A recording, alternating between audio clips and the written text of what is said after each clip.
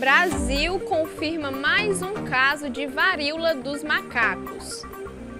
E no jornal de hoje você vai ver também, foi divulgado o valor que os partidos políticos recebem para financiamento de campanha. STF reconhece o encerramento da Espin.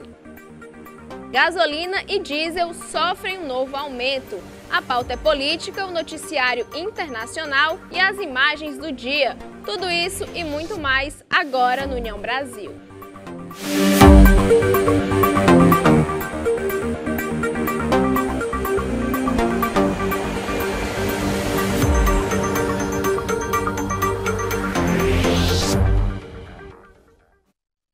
Olá, boa noite, eu sou Érica Prado e começa agora o União Brasil. O Ministério da Saúde informou que o 7º caso de varíola dos macacos foi notificado no país. De acordo com a pasta, o mais recente foi confirmado nesta sexta-feira no Rio Grande do Sul. O paciente é um homem de 34 anos com histórico de viagem para a Europa. Segundo a pasta, o paciente está em isolamento domiciliar e apresenta estado clínico estável, sem complicações. Ele é monitorado pela Secretaria de Saúde Municipal e Estadual. Dos 7 casos confirmados, 4 estão em São Paulo, 2 no Rio Grande do Sul e 1 no Rio de Janeiro.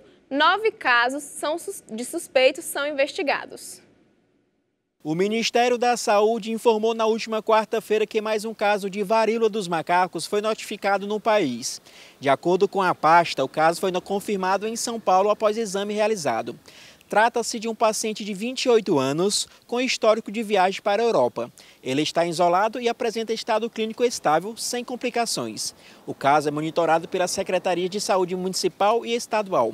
Até o momento, o Brasil tem 6 casos confirmados. A Polícia Federal informou nesta sexta-feira que a apuração sobre o assassinato do indigenista Bruno Pereira e do jornalista britânico Dom Phillips não trazem indícios de ter havido um mandante ou organização criminosa por trás das mortes. Em nota divulgada à imprensa, a Polícia Federal, que coordena o Comitê de Crise para a investigação do caso, informou também que as diligências continuam e que, apesar de não haver mandante, outras pessoas devem estar envolvidas no crime e novas prisões podem ocorrer nos próximos dias. Ontem, quinta-feira, o avião da Polícia Federal, que transportou os remanescentes humanos encontrados durante as buscas pelo indigenista e pelo jornalista, pousou por volta das 18h30 no aeroporto de Brasília. O material foi levado ao Instituto Nacional de Criminalística, onde será periciado para a confirmação da identidade. E o STF reconheceu o encerramento da emergência em saúde pública de importância nacional. Com isso, a exigência de máscaras em aeroportos e aviões se torna ilegal. O STF reconheceu o encerramento da Espin. Todas as medidas restritivas perderão seu fundamento de validade, incluindo a exigência de passaportes sanitários, máscaras e restrições de qualquer espécie provocadas pela pandemia da Covid-19 em fevereiro de 2020. A ministra Carmen Lúcia, em relação à portaria de número 913, de 22 de abril de 2022, declarou o encerramento da emergência em saúde pública de importância nacional em decorrência da infecção humana pelo novo coronavírus e revoga a portaria de número 188, de 3 de fevereiro de 2020. Com isso, a exigência de máscaras em aeroportos e aviões se torna ilegal, pois é contra a lei.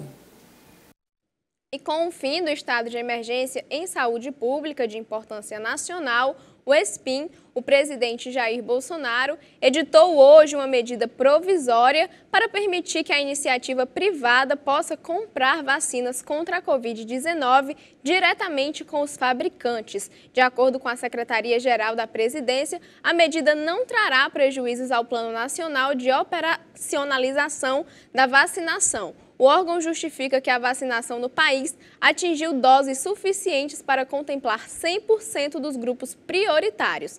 Além disso, o Ministério da Saúde mantém contrato com a Pfizer para a compra de 100 milhões de doses e a possibilidade de compra adicional de 50 milhões. E no próximo bloco você confere a pauta é política e ainda o novo aumento da gasolina e do diesel.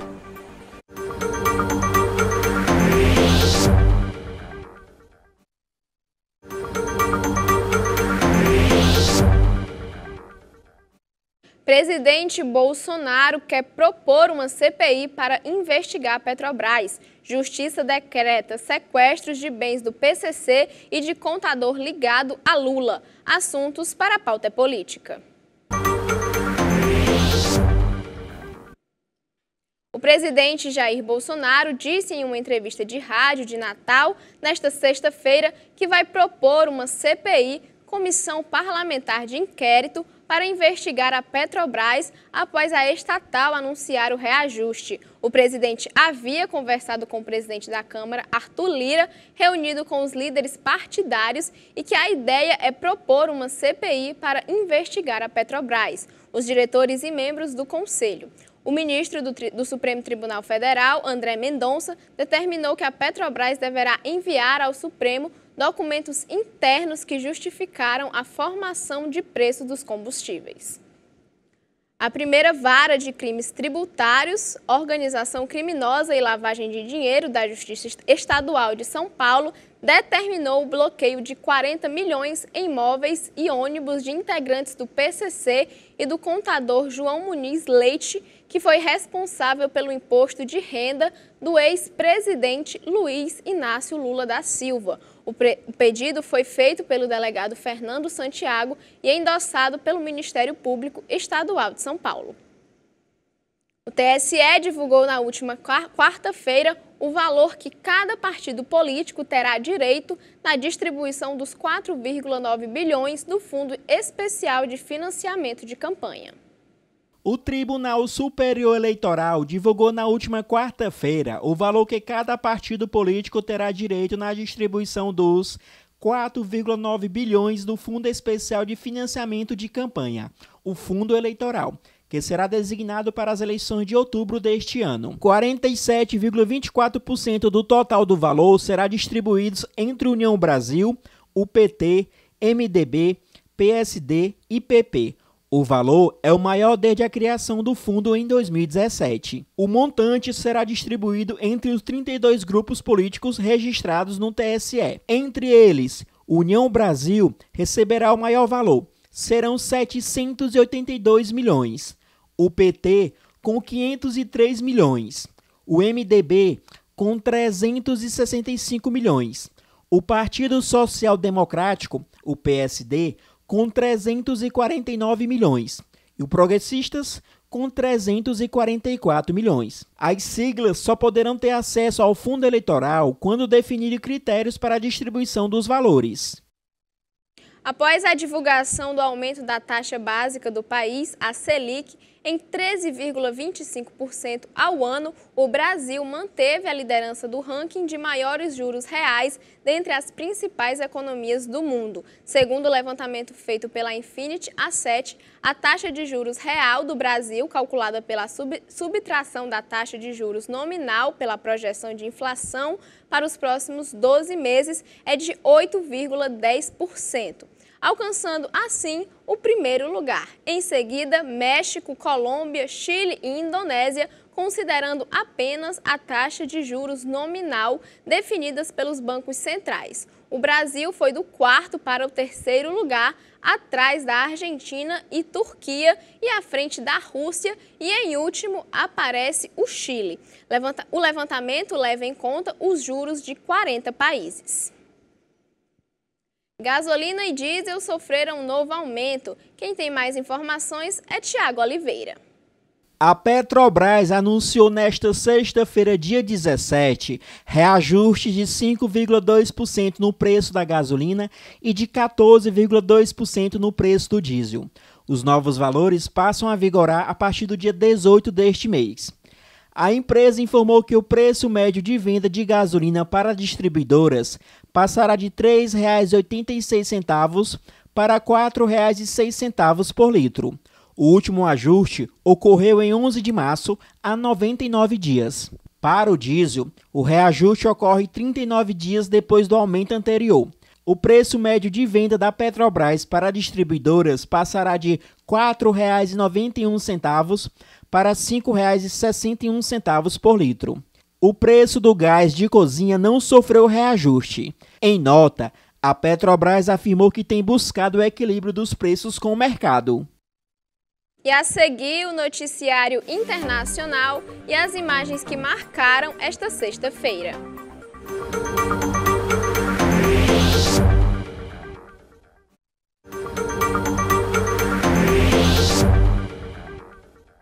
Vamos conferir agora o noticiário internacional com as imagens da Euronews.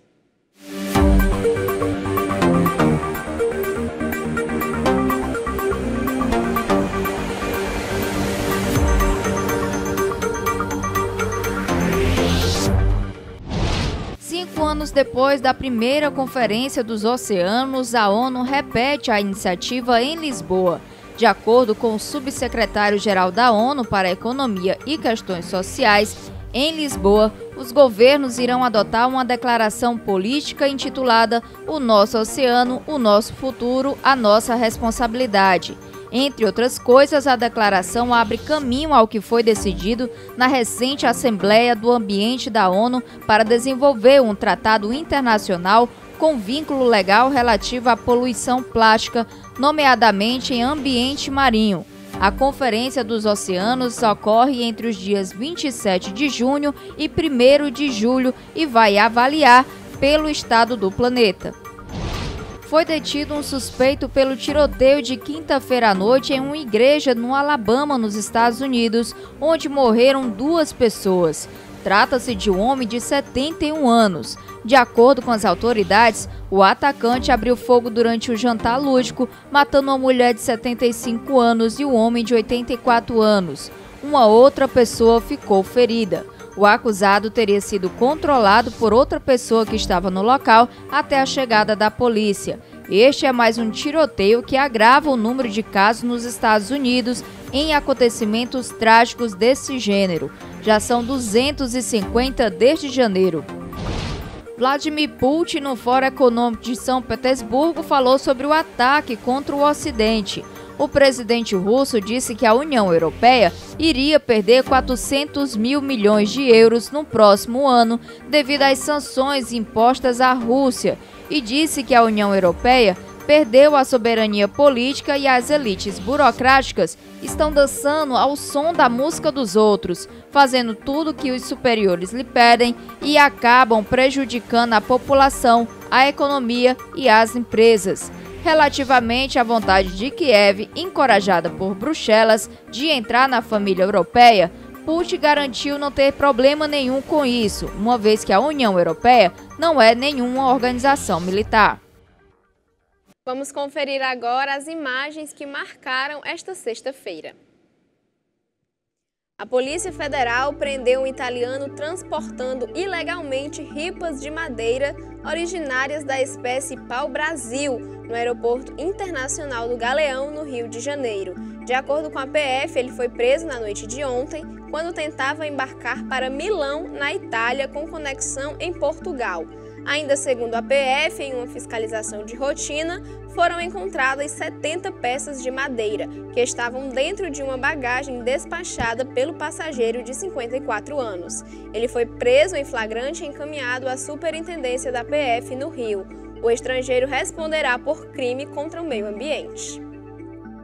As chuvas voltaram a atingir o estado de Pernambuco nos últimos dias, especialmente na quinta-feira, com o registro de alagamentos, inundações e quedas de barreira. De acordo com a Agência Pernambucana de Água e Clima, diversos municípios, sobretudo os que ficaram nas regiões do Agreste e da zona da Mata Sul, foram afetados. As chuvas que atingiram 49 municípios pernambucanos nas últimas semanas deixaram 17 mil pessoas desabrigadas e 24 mil desalojadas.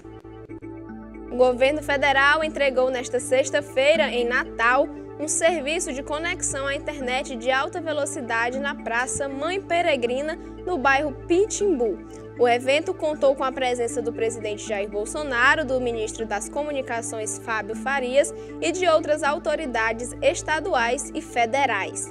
A iniciativa é parte do programa Infovia Pontiguar, que prevê a implantação de pontos públicos de acesso à internet de alta velocidade por meio de fibra ótica. Ao todo, quase 50 pontos serão instalados no Rio Grande do Norte, beneficiando uma população de cerca de 2 milhões de pessoas. Os investimentos totais somam 40 milhões. E fica por aqui o jornal desta sexta-feira. Se você quer ver o seu assunto ou a sua sugestão no nosso jornal, tem várias formas de participar. Seja pelo nosso Facebook, WhatsApp, Instagram, nosso canal do YouTube ou nosso e-mail redeunião@com.br. Sua sugestão pode estar aqui no União Brasil. Muito obrigada pela sua companhia, uma ótima noite e até amanhã. União Brasil, informação além da notícia.